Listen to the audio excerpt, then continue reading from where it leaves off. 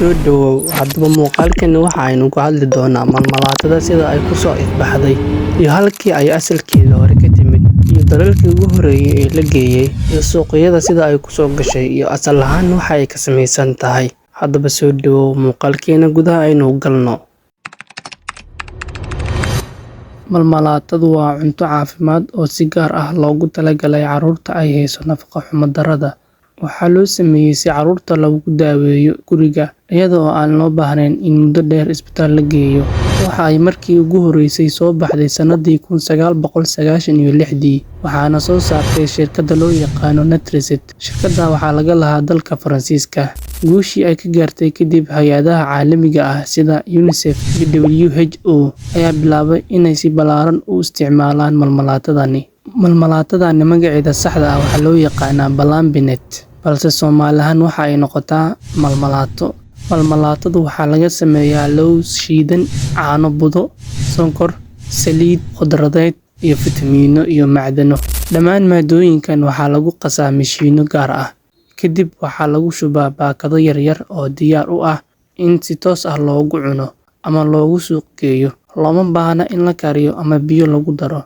Dalalkii ugu horreeyay ee loo diray waxaa ka mid ahaa Nigeria, Itoobiya, Suudaan iyo Malawi, halkaas oo ay ka jireen macaluul iyo nafaqo xumo daran. Maanta qiimaha hal baakad oo malmalaato ah waxa uu celcelis ahaan u dhexeeyaa 30 senti ilaa $0.5, halka sanduuq buuxa uu ka kacayo qiyaastii $40 ilaa $50, iyadoo ay ku xiran tahay waddanka iyo shirkadda soo saartay.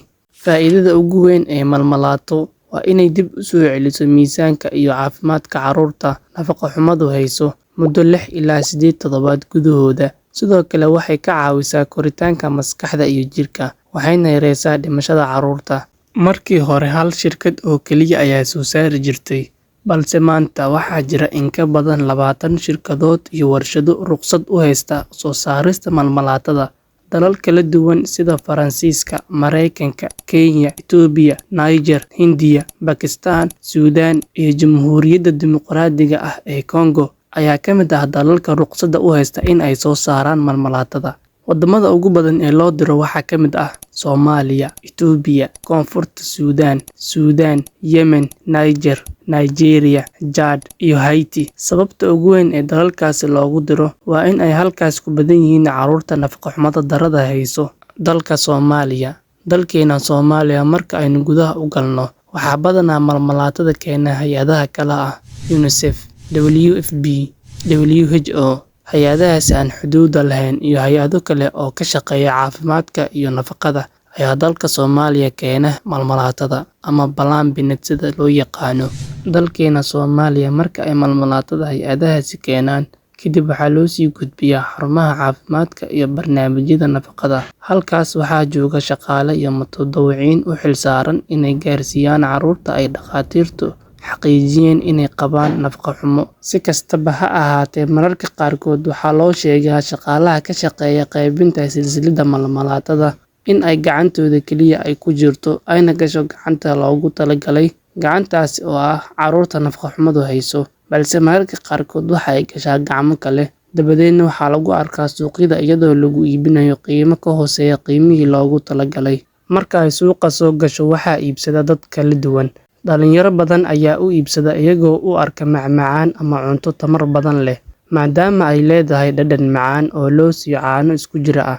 Laakiin shirkadihii soo saaray asal ahaan malmalaatadani iyo hay'adihii qaybinayay taas uguma talagelin. Ujeeddadoodu waxa ay ahayd oo keliya in lagu badbaadiyo carruurta ay hayso nafaqo xumada, ma ahayn in ay noqoto cunto ama macmacaan ay qof walba iska cunto.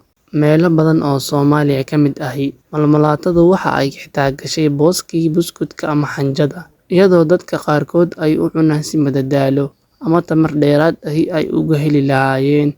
Malmalaatada xagga sare waxaa ugu qoran RUTF oo loo soo gaabshay Ready to Use Therapeutic Food, taasoo macnaheedu tahay malmalaatadani waxaa loo isticmaalaa in lagu daaweeyo carruurta nafaqo xumada hayso.